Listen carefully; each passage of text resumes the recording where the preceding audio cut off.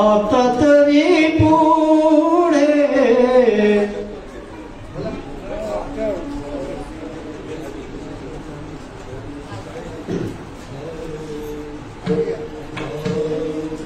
आता तरी पुढे हाची उपदेश आता तरी पुढे हाची उपदेश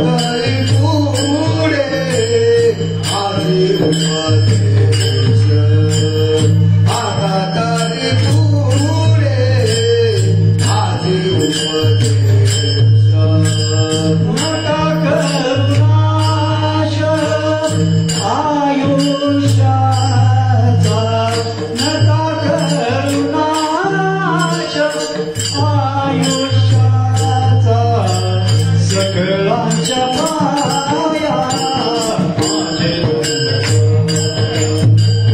सकळांच्या पाया माझे नका करुणाश आयुष्याला नका करुणाश आयुष्याला सकळांच्या पाया माझे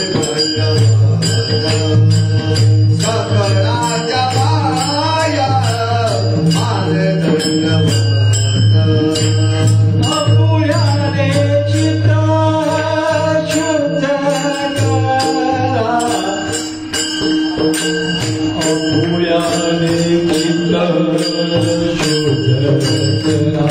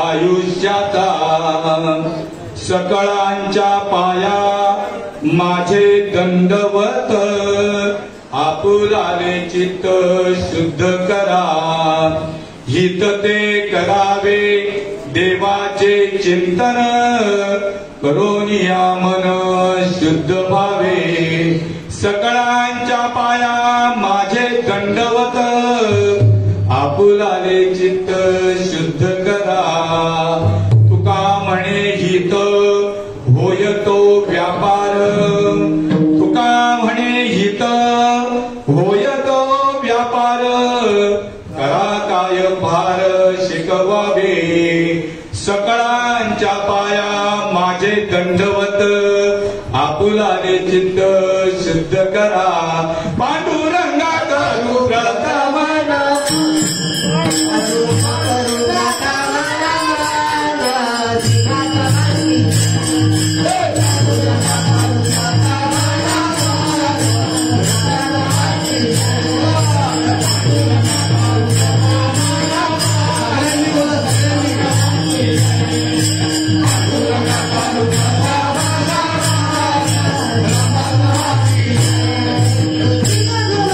जय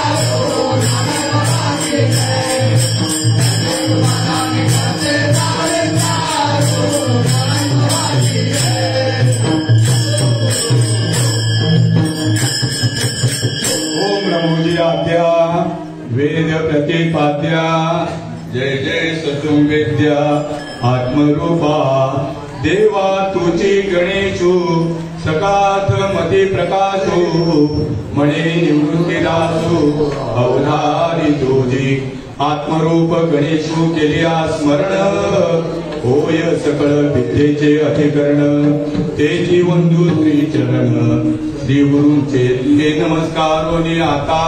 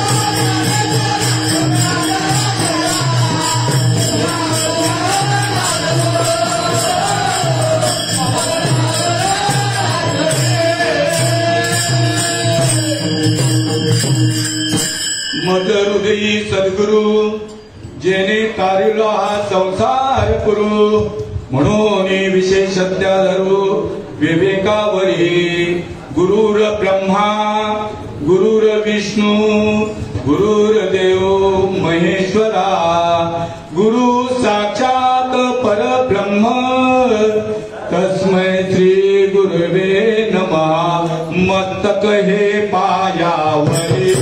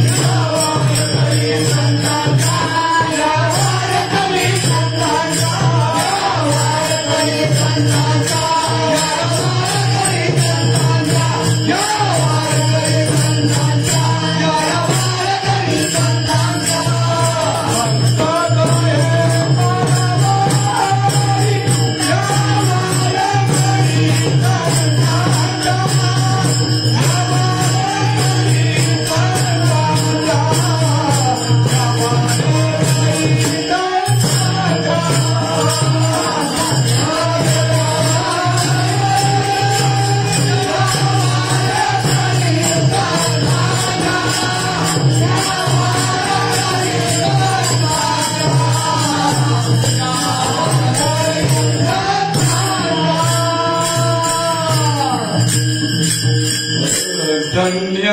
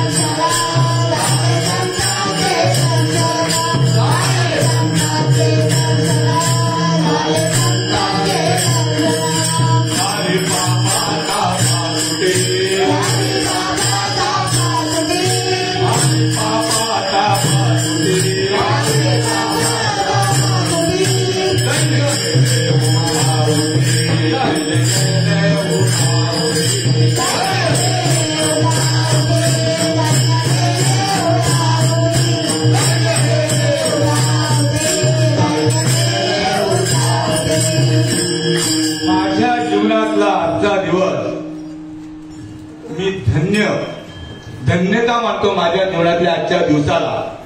कारण दुर्मिळ असलेलं, दुर्लभ असलेलं संतांचं दर्शन माझ्या करता, माझ्या पांडुरंगाच्या कृपेने, संतांच्या कृपेने मला सहज आणि सुलभ झालं. सोनी आता दिवस आजी अमृते पाहिला,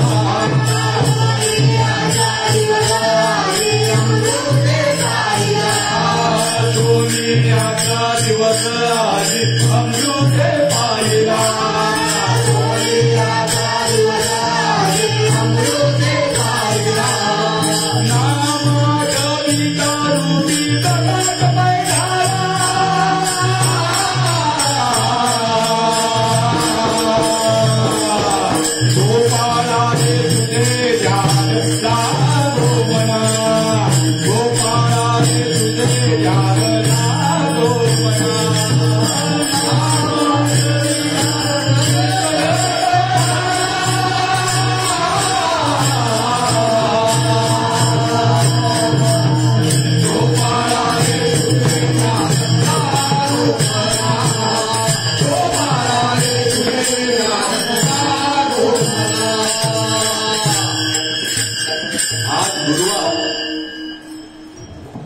दत्तगुरूंचा वार आणि त्यात अंमलकी एकादशी. एकादशीचं महत्व,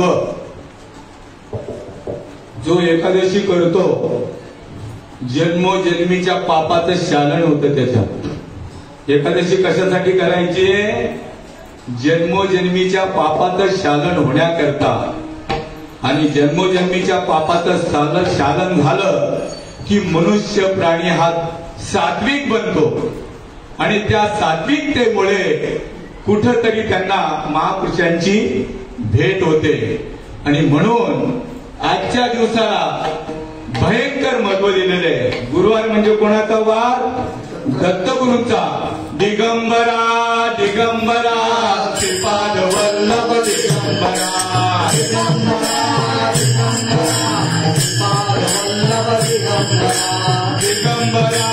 दिगंबरा रामदास वल्लभ दिगंबरा,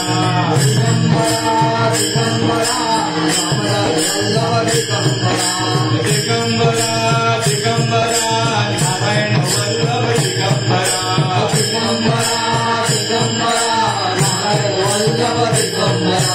दिगंबरा दिगंबरा रोहिदास वल्लभ दिगंबरा,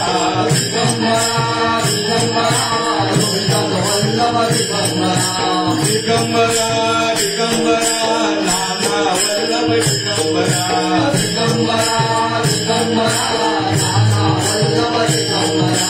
दिगंबरा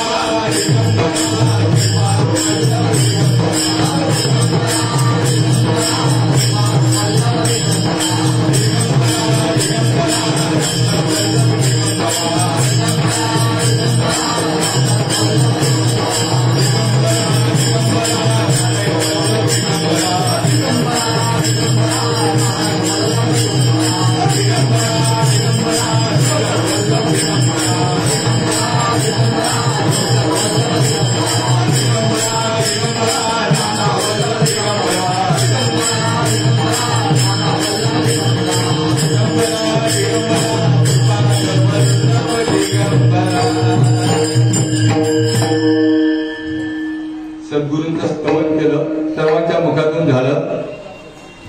आता तरी पुढे हाची उपदेश, नका करू नाश आयुष्याचा. सकळांच्या पाया माझे दंडवत, आपुलाने चित्त शुद्ध करा. हित ते करावे देवाचे चिंतन, करून या मन शुद्ध भावे. सकळांच्या पाया माझे दंडवत, आपुलाने चित्त शुद्ध करा. तुका म्हणे हित होय तो व्यापार, करा काय फार शिकवावे. सकळांच्या पाया माझे दंडवत, आपुलाने चित्त शुद्ध करा. जगद्गुरु, जगतमान्य, विश्ववंदनीय देऊ निवासी तुकाराम महाराज यांचा 4 चरणांचा तुम्हा सज्जनांच्या, संतांच्या, देववृंदांच्या, गुणीजनांच्या, गुरुजनांच्या, मायबापांच्या, बंधू भगिनींच्या, राजहंसांच्या, दयावंतांच्या, कृपावंतांच्या सेवेकरता निवडलेला आहे. तुकाराम महाराज या अभंगाद्वारे विश्वातील प्रत्येक जीवाला, मनुष्य प्राण्याला उपदेश करतात. या अभंगाद्वारे आता तरी पुढे, आता म्हणजे कोणाचे 5 गेले असतील, कोणाचे 10 गेले असतील, कोणाचे 20 गेले असतील, कोणाचे 50 गेले असतील, कोणाचे 100 गेले असतील. जशी वयोमर्यादा जशी असते त्याप्रमाणे आतापर्यंत वाया तुमचं आयुष्य गेलंय, ते वाया जाऊ नये म्हणून ते उपदेश करताय. आता तरी पुढे हाची उपदेश नका करू नाश आयुष्याचा. सकलांच्या पाया माझे दंडवत, मी सगळ्यांच्या पायावरती दंडवत घालून तुम्हाला विनंती करतो की आयुष्याचा नाश करू नका. हित ते करावे देवाचे चिंतन. काय? देवाचं चिंतन शुद्ध मनाने, एकाग्र चित्ताने आणि नम्र भावाने, निस्वार्थ भावाने देवाचं चिंतन करायचं आहे. त्यामुळे काय होईल? इथं ते करावे देवाचे चिंतन आणि करुणिया मन शुद्ध व्हावे. त्यामध्ये तुमचं हित सामावलेलं आहे. आणि शेवटच्या चरणामध्ये सांगतायत तुका म्हणे हित होय तो व्यापार. करा काय फारे शिकवावे. तुम्हाला जास्त काय शिकवायचंय, तुमचं हित कशामध्ये आहे हे तुम्ही जाणून घ्यायचं आहे. आणि पुढचं आपलं आयुष्य जे आहे सुजलाम सुफलाम करायचं आहे. विठ्ठल विठ्ठल.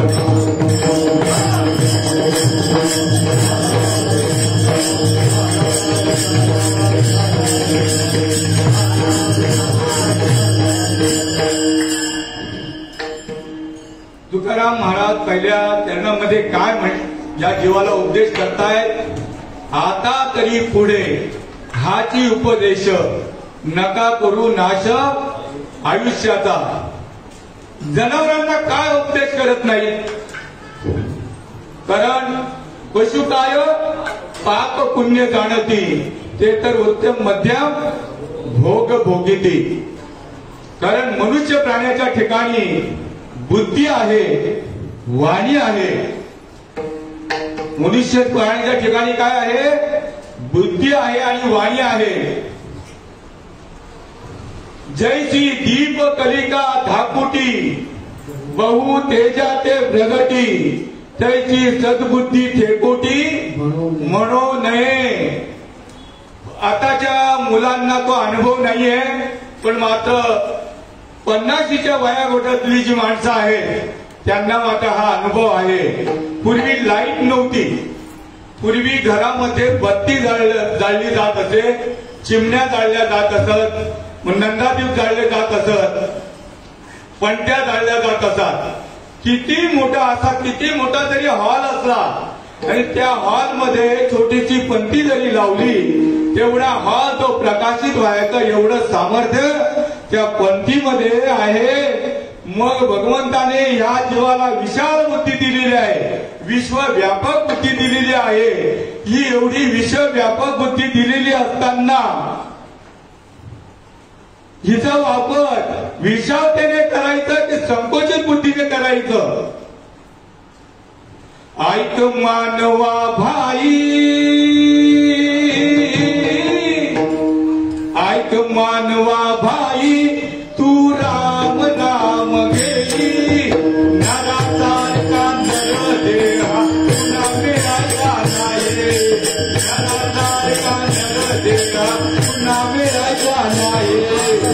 नरासारखा नर देहा पुन्हा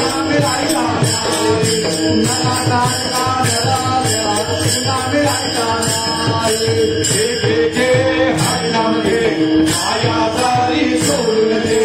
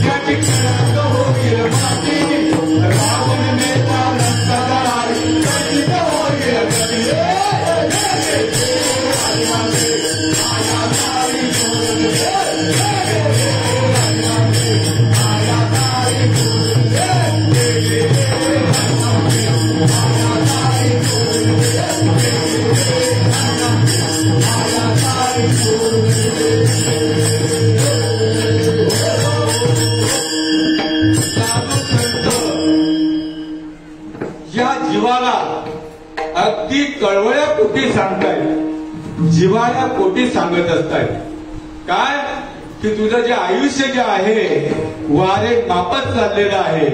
तुला हा नरदेह नेमका कशा करता मिळालेला आहे.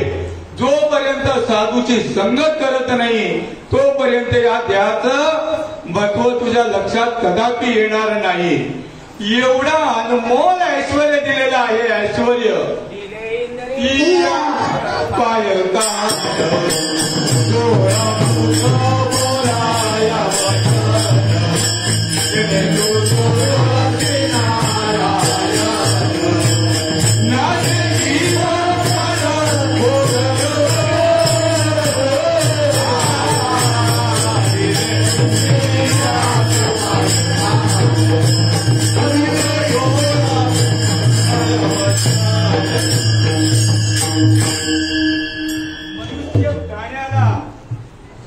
खरं ऐश्वर्य कोणतं दिलेलं आहे.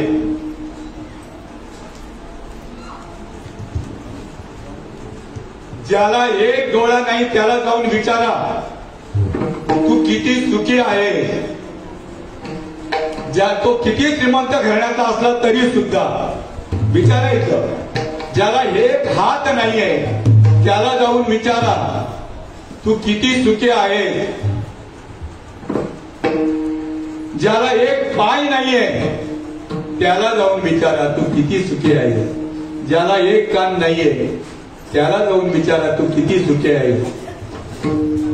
म्हणजे या इंद्रियांचं कोणी मोल करू शकत नाही. असा अनमोल देह भगवंताने जो दिलेला आहे तो नेमका कशा करता दिलेला आहे. दिले इंद्रिय हात पाय कान डोळा मुख मुख डोळा बोलाया वचन तेने तू जोडती नारायण. नाशे जीवपण भवरोग. भवरोग कोणता लागलेला आहे. पुण्याला जन्म यावे किती भावे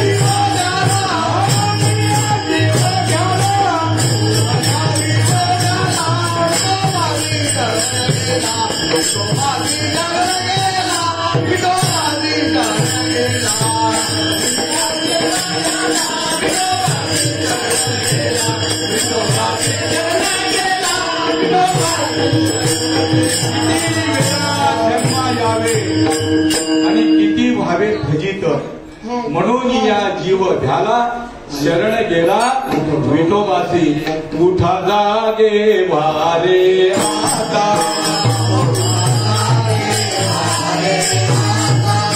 शरण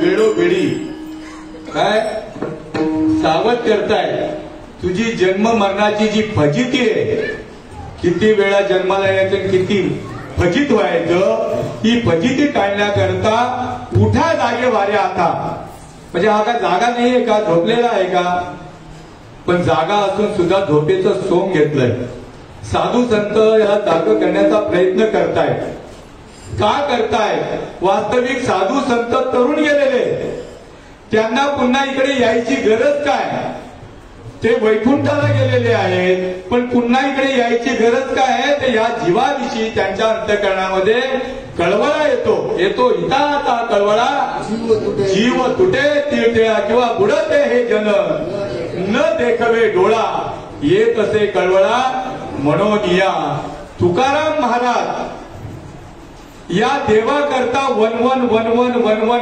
भटकत होते 12 वर्षे वनवन भटकले हा देह नेमका कशा करता मिळालेला आहे याबद्दल सगळं निरूपण चालू आहे बरं का अजून समजत नाही जीवाला समजत नाहीये तू मुळात देवच आहे देह दिला देवे भजना गोमटा आणि ते तो या झाला फाटा बाधिकेचा बाधा का निर्माण झाली तर बाबा सांगायचे चांगला विचार केला तर चांगल्याची संगत जर केली तर चांगले विचार आत्मसात होतील आणि वाईटाची जर संगत केली तर वाईट विचार आत्मसात होतील संतों के संग लग जा तेरी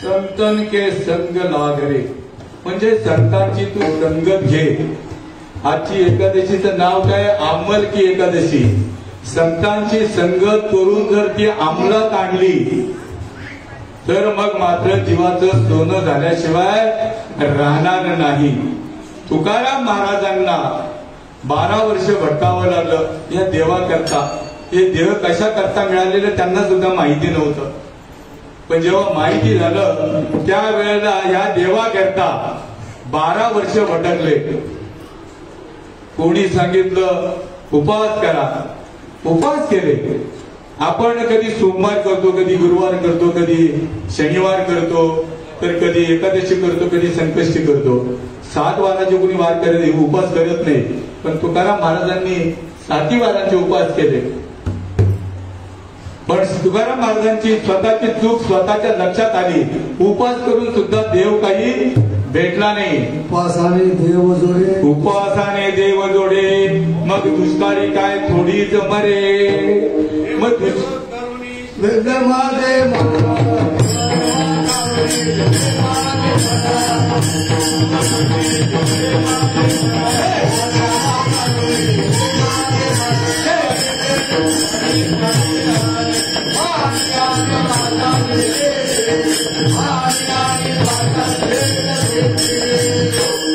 देव देव करुणी शिनले माझे मन, पाणी आणि पाषाण जेथे तेथे. म्हणजे मी जिकडे गेलो तिकडे दगडाच्या मूर्ती आणि ज्याला पाणी म्हणताय ते तीर्थ.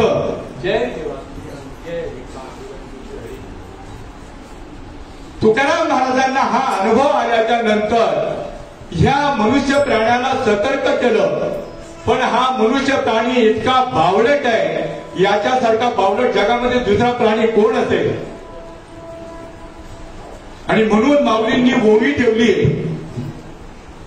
संतांची हरिकथा ऐकण्याकरता जैसे शारदीचे चंद्रकले, माझी अमृतकण कोवळे, ते वेंचिती मन मवाळे, चकोर तळगे तया परी शोता, ही अनुभवावी कथा, मग अति हळुवारपणे चित्ता आणो निया.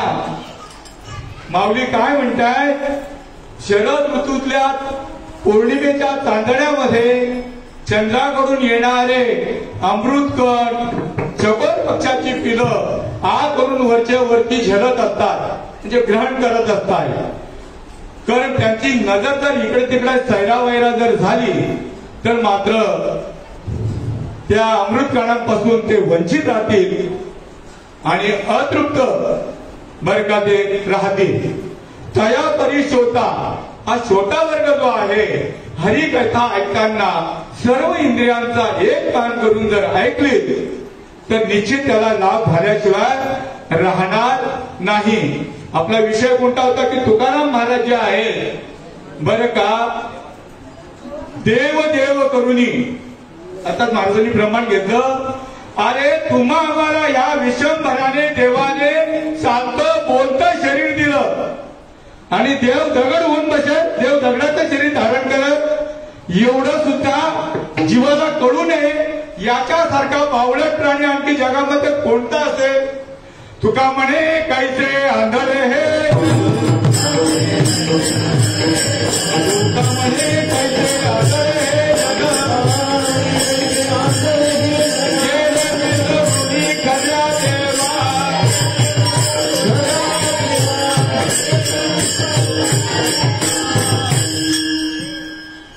तुम्ही देवालयामध्ये म्हणा, देवळात म्हणा, दगडाची मूर्ती असो, सोन्याची असो, तांब्याची असो, मातीची असो, कोणती असो, मनभावाने पूजा करता याबद्दल शंका घेण्याचं काही कारण नाहीये.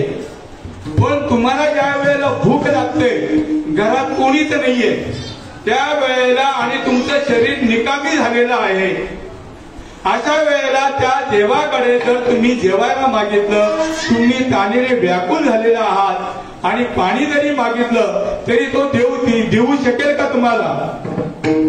देव जेवण वाढून देऊ शकेल. ज्या देवाची रात्रंदिवस तुम्ही सेवा करता घरच्या घरी किंवा देवळात, तो देऊ शकेल का तुम्हाला. तुम्हाला तहान लागली, पाणी देऊ शकेल. मग आता खरा देव कोणता. तुका म्हणे सांगू, तुका म्हणे सांगू किती या तो भगवंताच्या मूर्ती, किंवा तुका म्हणे हा तो स्वयंपर ब्रह्म, मूर्ख नेणे वर्म. संत चरण संतांचं न ऐकल्यामुळे आपल्या हितापासून आपणच वंचित झालेला आहे. आणि म्हणून तुकाराम महाराज म्हणताय की बाबा रे, तुला हा नरदेह कशा करता मिळालेला आहे. नरदेह निदान लागले हाती, उत्तम सार उत्तम गती, जे देवची होऊ म्हणती ते देवाची होती, पण देवाकरता ओढ पाहिजे, देवाला भेटण्याकरता, देवाला भेटण्याकरता ओढ पाहिजे, देवाला भेटण्याकरता तडपड पाहिजे.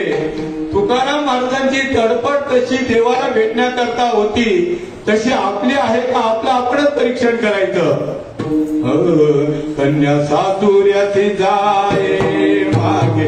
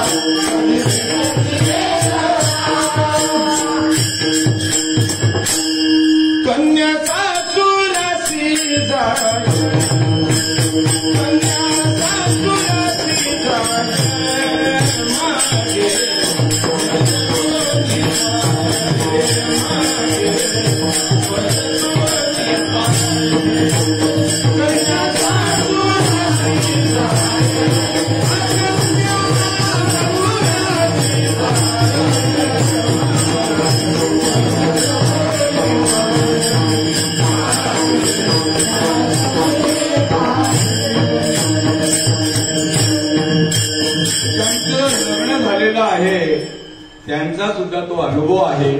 ज्यांचं झालं नाही त्यांनी पाहिल्याचा अनुभव आहे. आज मुलीचं लग्न आहे, लग्न सोहळा आहे आणि तिच्या आनंदाचा दिवस. लग्नाच्या वेळेला लग्न लागलं जातं आणि जो जीवनसाथी तिने निवडलेला असतो त्याची वाट पाहते.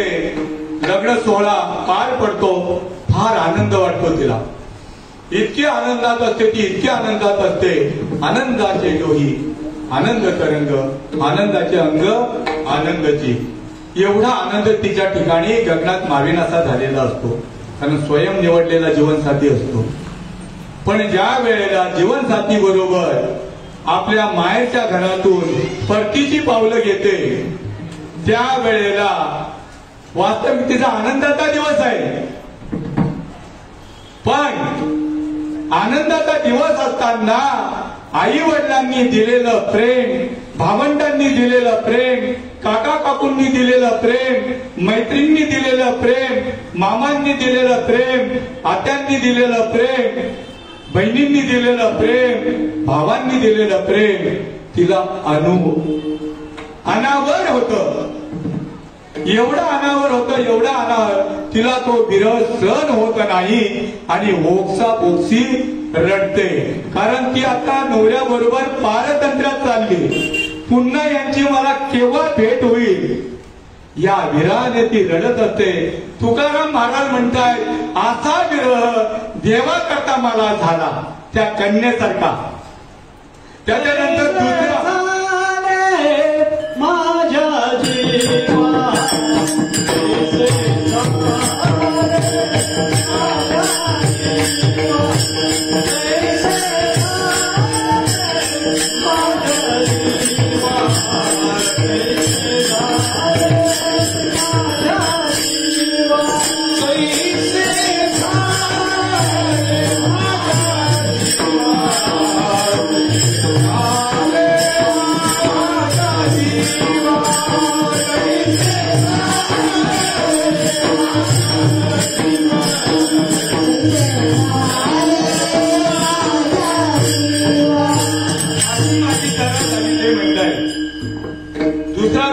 दिलेला आहे की आईच्या सोबत असं लहान मूल जत्रेला गेलेलं असतं आणि जत्रेमध्ये गर्दीमध्ये आईची आणि मुलाची ताटातूट होते आणि ताटातूट झाल्याबरोबर आई एकीकडं, मुलगा एकीकडं आणि आईला शोधण्याकरता तो ओक्सा बोक्सी रडत असतो आणि मुलाला हुडकण्याकरता आई बोक्सा बोक्सी रडत असते.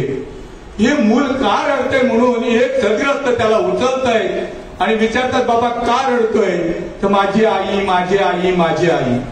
तिकडे आई त्या गर्दीमध्ये चेंगराचेंगरीमध्ये ज्याला त्याला विचारतं माझ्या मुलाला पाहिलं का, माझ्या मुलाला पाहिलं का. आता ज्यांनी पाहिलं नाही ते तिला काही उत्तर देईना. त्याच्यानंतर त्या बाळाला ते सद्ग्रस्त नाना तऱ्हेचे खेळणी देत आहेत, नाना तऱ्हेचं खाऊ देत आहेत, पण ते बाळ काही गप्प बसेना. ते खेळणी पाहून किंवा खाऊ पाहून ते बाळ गप्प बसेना. शेवटी त्या बाळाला ते सद्ग्रस्त पोलीस स्टेशनला घेऊन भरती करताय की बाबा हे कोणाचं मूल हरवलंय बघा, तुम्ही जरा त्याचा तपास करावा. आणि ते सद्ग्रस्त निघून जात आहेत. असं करता करता पोलीस स्टेशनवरनं माईकवरती अनाउन्समेंट दिली जाते, कोणाचं बाळ हरवलंय, त्याच्या अंगामध्ये पिवळ्या रंगाचे कपडे आहेत, गौरवर्णीय बाळ आहे, एवढी 2-2.5 फुटाची उंची आहे, पिवळ्या रंगाचे कपडे आहेत, असं वर्णन करून अनाउन्समेंट होते. तेव्हा काही जणांनी वेध घेतलेला असतो आणि ही बाई ओक्साबोक्सी रडत असते. तेव्हा एका सद्ग्रस्ताला हे अनाउन्समेंट ऐकून त्या बाईचं ओक्साबोक्सी रडणं ऐकून त्या बाईला विचारतं, बाई का रडता तुम्ही, माझं मूल हरवलंय. तर तुमचं मूल कसं आहे, मग ते सगळं वर्णन करून सांगते, तुमचं मूल पोलीस स्टेशनला भरती केलेलं आहे, पोलीस स्टेशनला जावा. इथून 1 मैलावरती पोलीस स्टेशन आहे. गेल्यानंतर पोलीस स्टेशन मध्ये पोलीस सुद्धा त्या लेकराला नाना तऱ्हेचे जिन्नस खाऊ, नाना तऱ्हेची खेळणी देत आहेत, पण ते बाळ काही रडणं थांबवत नाही.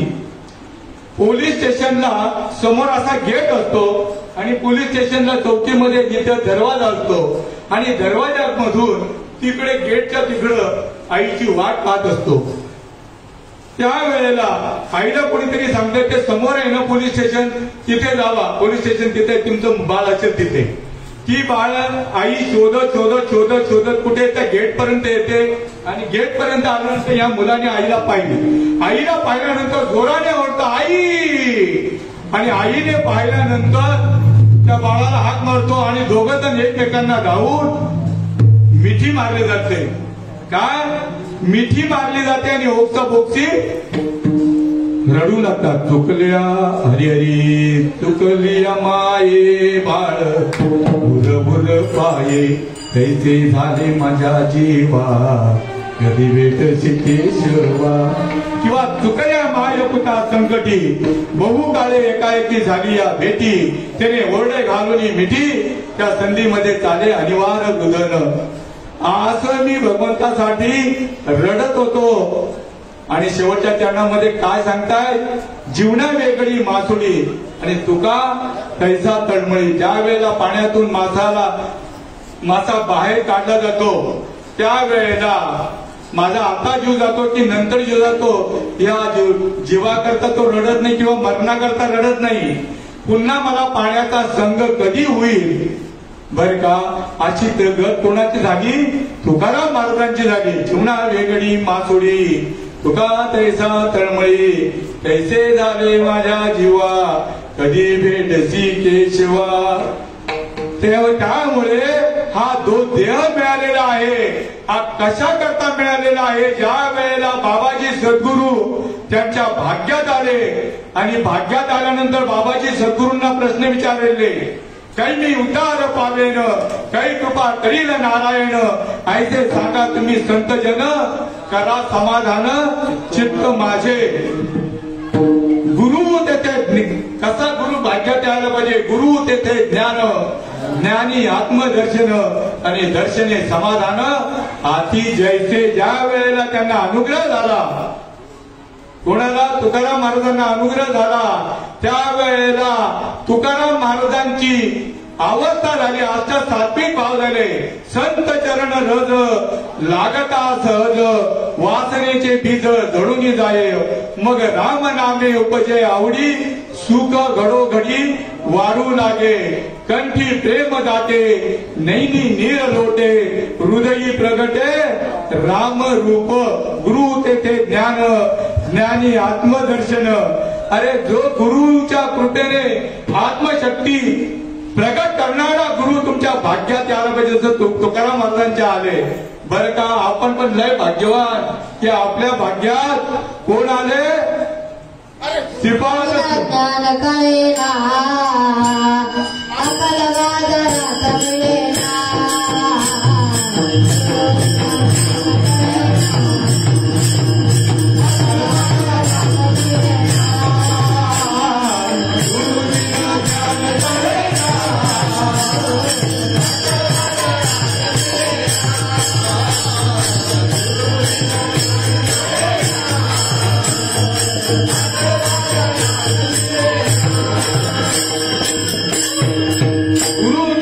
भाग्यात येतो जेणे भ्रांतीपासून हिरतले गुरु वाक्य मन धुतले आत्मस्वरूपी घातले हारोनिया मोठके गुरुमुखे उजळत दिसे हृदयी स्वयंभूचे असे आणि प्रत्यक्ष भाऊ लागे आपय सया गुरुने ज्या वेळेला कृपा होते त्यावेळेला ही चैतन्य शक्ती गुरुच्या कृपेमुळे प्रगट होते आणि प्रगट झाल्याच्या नंतर चित्त चाकाटले आतू घेत वाचा पांगुळली जेतीच्या तेथ अपाद कंचुकीत रोमांच आले अधोन मिलित डोळे वर्ष दाती आनंद जळे आणि आंतुलिया सुकर्मिनीची बळे बाहेरी करते असा ज्वलंत अनुभव ज्या वेळेला तुकाराम महाराजांना आला त्यावेळेला तुकाराम महाराजांनी ह्या जीवाला सुद्धा तो अनुभव येईल आणि त्याची जन्म मरणाची जी फेरी जे दुःख अत्यंतिक दुःखाची निवृत्ती आणि परमसुखाची प्राप्ती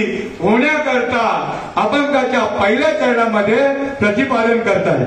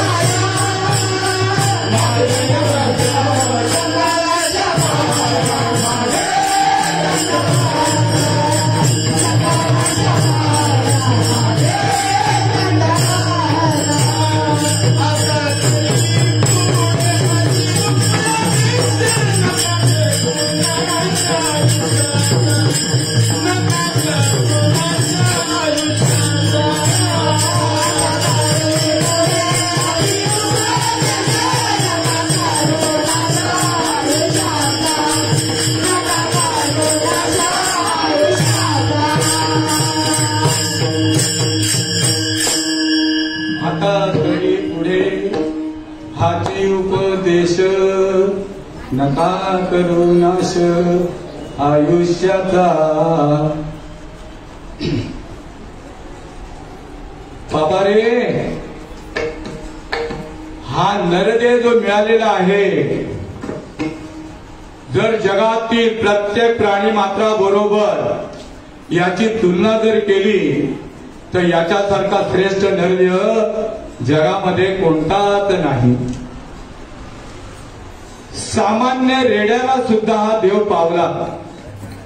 संतांची कृपा एकदा झाली ना, सामान्य रेड्यावरती कृपा झाल्याबरोबर रेडा सुद्धा बोलू लागला. या रेड्यावरती तो रेडा 4 पायांचा, 2 शिंगांचा आणि 1 शेपटाच्या रेड्यावरती कृपा झाल्याबरोबर वेद बोलू लागला. श्रीपाद स्वामी माझ्या भाग्यात आले.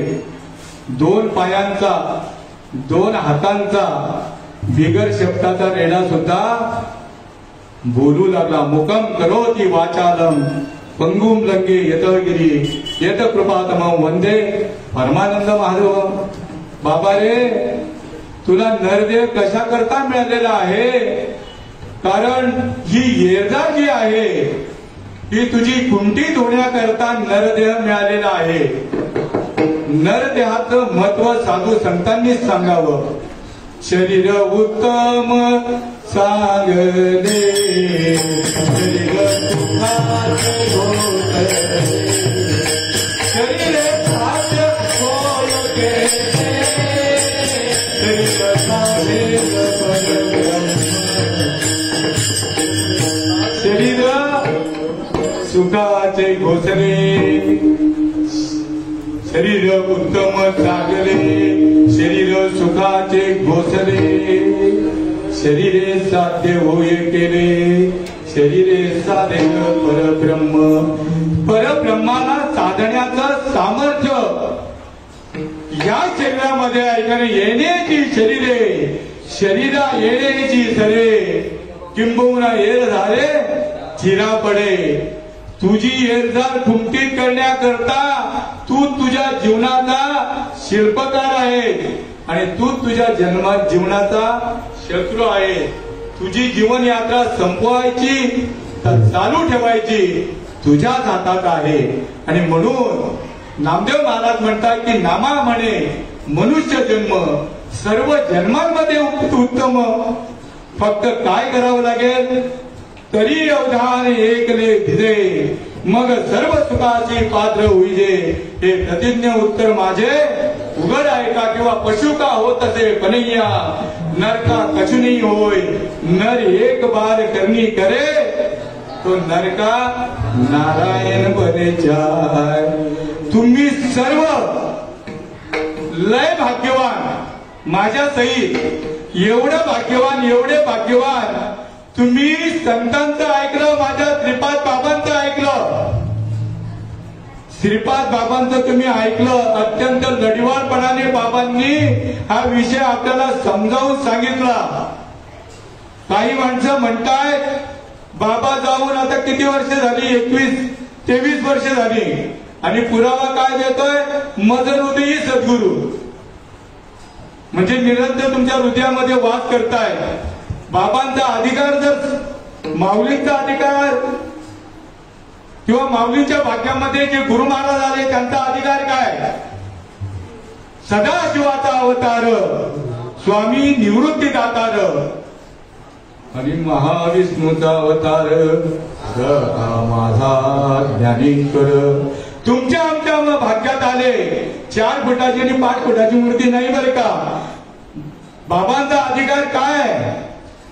विश्वंभराचा अवतार, अवतार विश्वंभराचा अवतार, विश्वंभराचा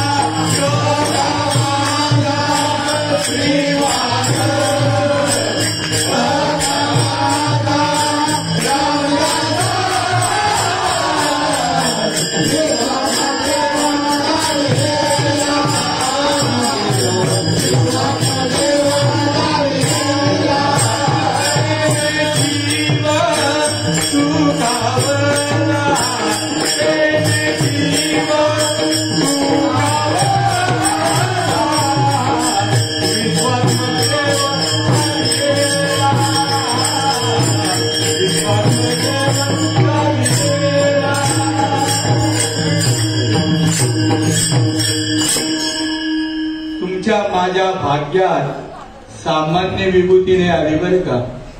चाललाय संपूर्ण विश्वामध्ये परमार्थ चालू आहे, भक्तीचा टांगोरा चालू आहे.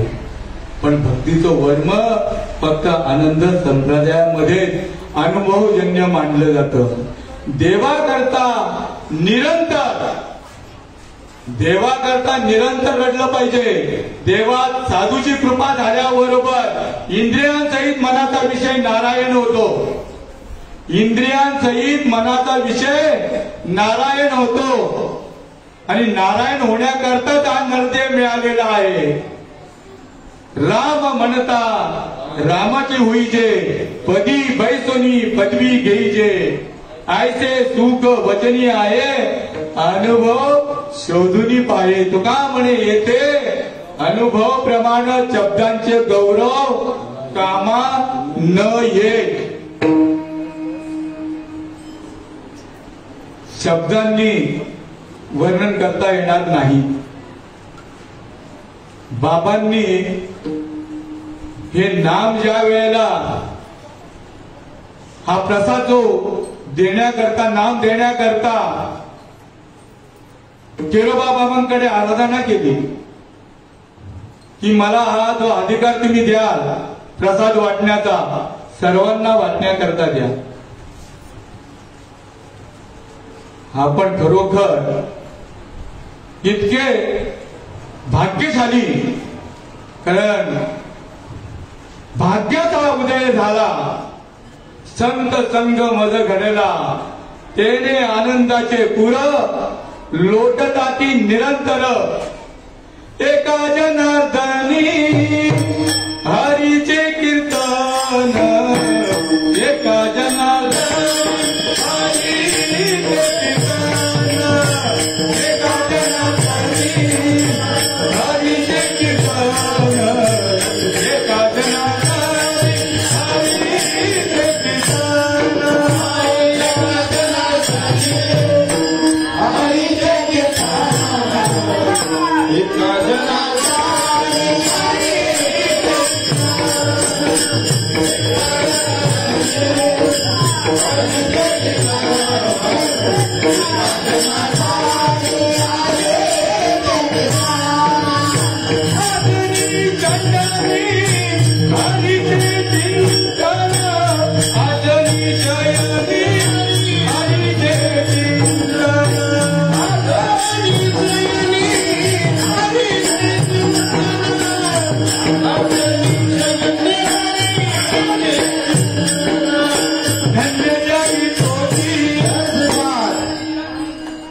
धन्य तोची जगी,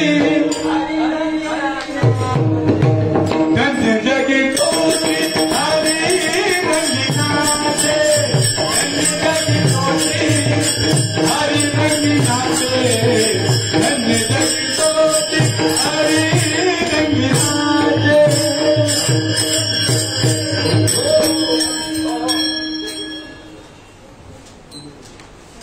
असं भजन प्रत्येकाच्या ठिकाणी होतं, असा आनंद लुटायला मिळतो आजही जसाच्या तसा. आणि त्याच्याकरता हा नरदेह मिळालेला काकटाळी न्यायाप्रमाणे. आणि हा नरदेह जाण्याआधी मगाशी महाराजांनी ओवी घेतली, जैने जैसे जीर्ण वस्त्र सांडीचे, मग नूतन वेडीचे, तैसे देहांतराचे सुतारीचे चैतन्य नाथे. हा देह आपल्या हातावर तुरी देण्याआधी, कारण हा हातावर कधी तुरी देईल याचं नेम नाही, कारण जन्मला हा देह पोशीला सुखाचा, काय भरवसा आहे याचा, एकलेची यावे एकलेची जावे, याची अनुभवावे आपणची. आणि म्हणून हा मरणाधी सावध व्हावे,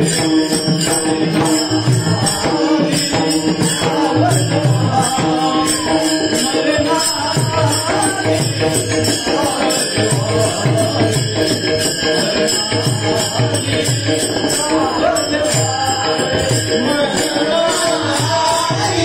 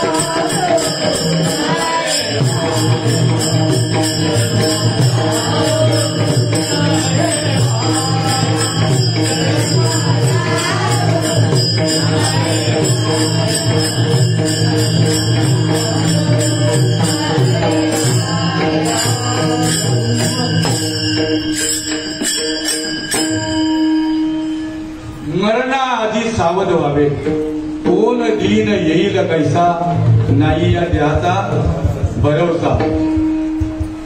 किंवा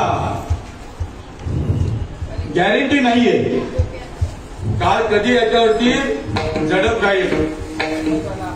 उपजला प्राणी न राहे संसारी, पैसा शेजारी काळ उषा, पाहतो उंदीर घेऊन जाई भोका, तैसा काळ ने तसे लोका. या युक्तीप्रमाणे प्रत्येक जीवाने सावध झालं पाहिजे. कारण जोपर्यंत आपण निरंतर भजन करत नाही, साधू संतांचे भजन आहे ते आपल्याला श्वासाला लावून देत आहे. भजन चालूच आहे पण त्या भजनाची जाणीव करून देत आहे. श्वासाने करले भजन गड्यानो, श्वासाने करले भजन, नाहीतरी वाया जाईल जन्म जन्म, वाया जाईल जन्म जन्म. म्हणून हा देह शुद्ध करण्याकरता निरंतर भावे गावे गीत, शुद्ध करून या चित्त, तुझं बाबा आहे देव, तरी हा सुलभ उपाव. हा एकदम इतका सुलभ आहे, इतका सुलभ आहे की न जगती सायास, जावे वनांतरा आणि सुखे येतो घरा नारायण. तुम्ही ज्या वेळेला झोपता त्यावेळेला तुमचं भजन चालूच आहे, तुम्हाला करावं लागतं का? कारण इतकी सोपी रीत संतांनी आपल्यावरती बहाल केली. मुखना बोले जीवाना आले कंतनाथ मरे राम, हम बैठे आराम हमारा जप करे आत्माराम. ही रीत जाणून घेण्याकरता हा नरदेह मिळालेला आहे. ते पाया पडून सांगतात दुसऱ्या चरणामध्ये, ही रीत जाणून घ्या. सकळाच्या पाया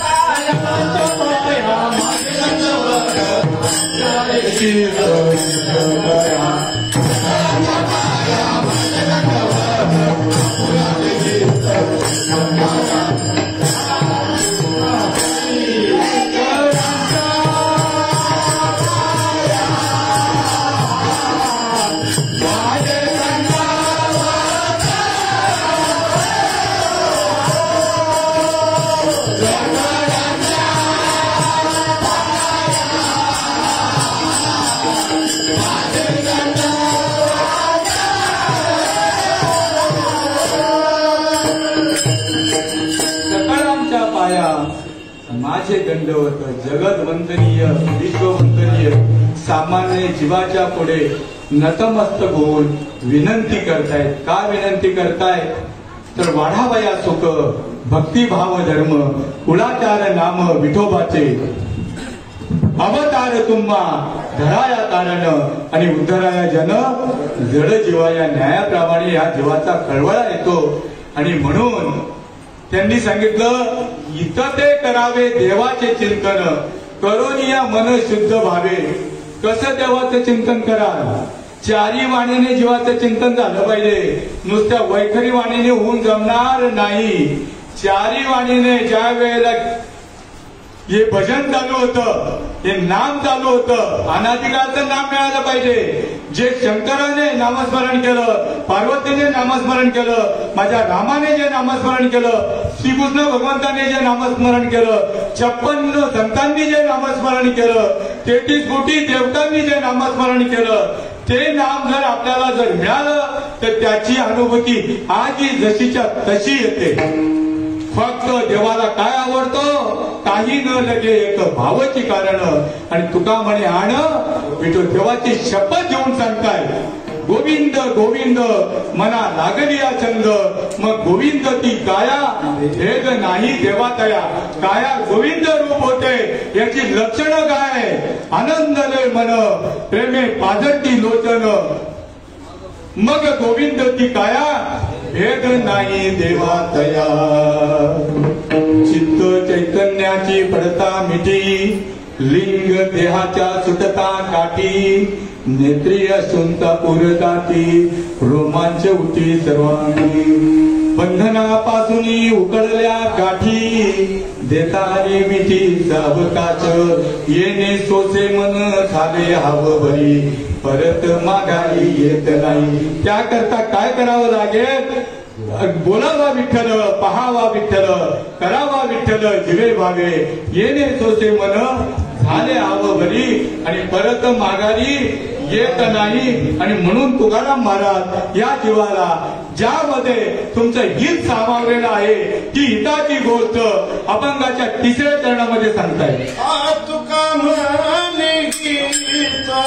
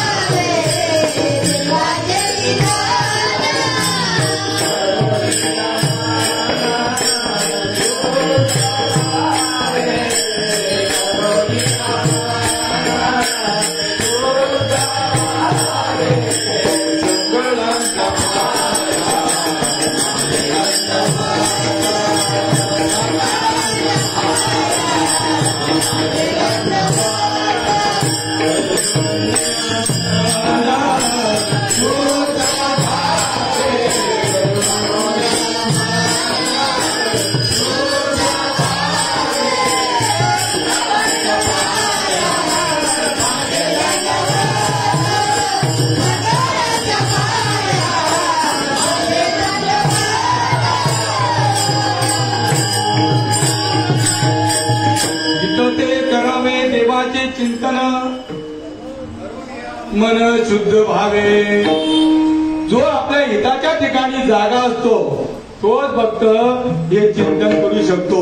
काय आपल्या हिता जो असे जागता धन्य माता पिता दयाची या. पुरी कन्या पुत्र होती जे सात्विक तयाचा हरिक वाटे देवा.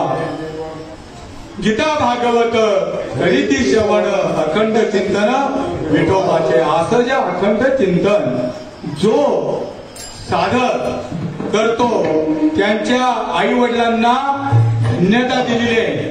नामदेव महाराजांनी फार उत्तम वर्गा त्यांच्या आई वडिलांना धन्यता दिलेली आहे. तुमच्या माझ्या आई वडिलांना देखील धन्यता दिली आहे.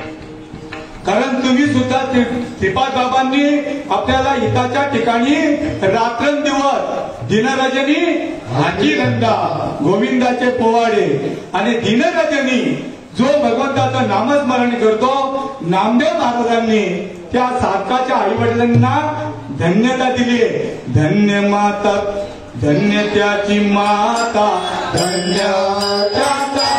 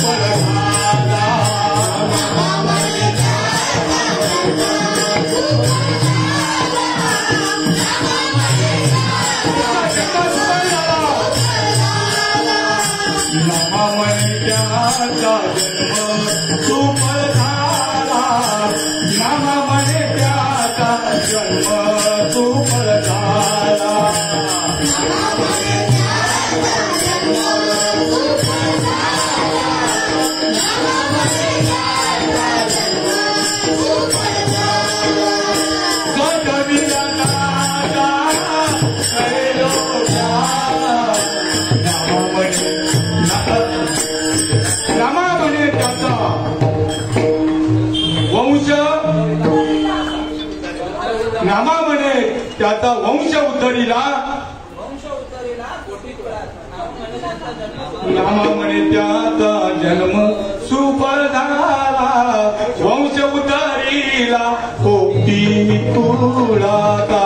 एक नाम हरी बाकी सगळी दुकानदारी आहे आणि एक नाम हरी कोटी कुळे उद्धरी. तुम्ही सर्व भाग्यवंत. ज्ञानेश्वर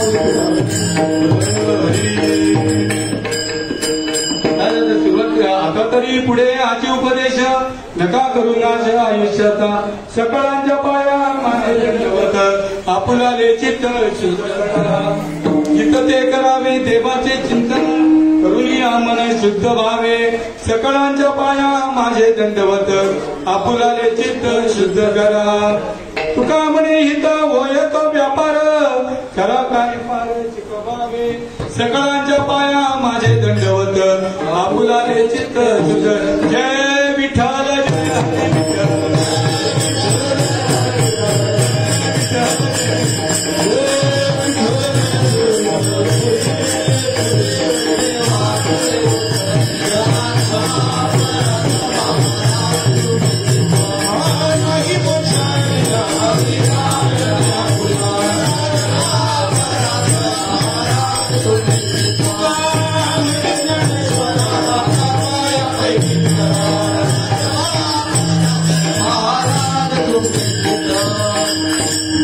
सुख करता दुख हरता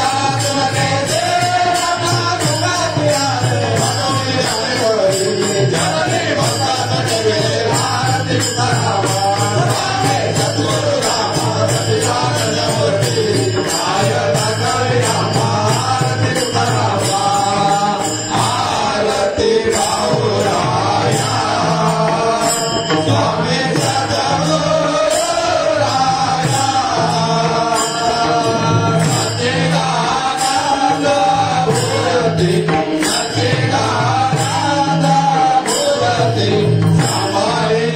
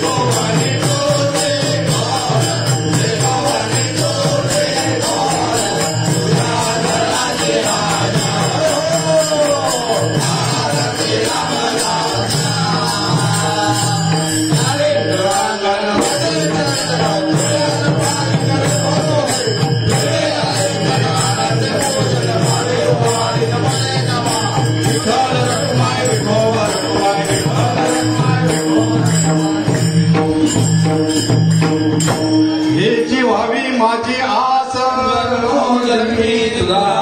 पंढरीचा वारकरी संत संग सर्व काल चंद्रभागे स्नान अकल्प आयुष्य व्हावे तया कुळा माझ्या कोणीची बाधा न हो कवल्या काली संत मंडळी दुखी वारा न लागो राजेसा माझ्या विष्णुदासा भाविकाचे नामा म्हणे तया असावे कल्याण पांडुरंगा मागणे ते एक तुझ प्रती आहे देशील तले आहे पांडुरंगा या संतांची निर्वी ह्याची मज देई आणि करते नाही नमाकृदेवा म्हणे आता उदार तू होई देवी पायी संतांनिया या संतांची निर्वी ह्याची मज देई अनेक अनेक तुझे काही नमाकृदेवा ज्ञानदेव तुकाराम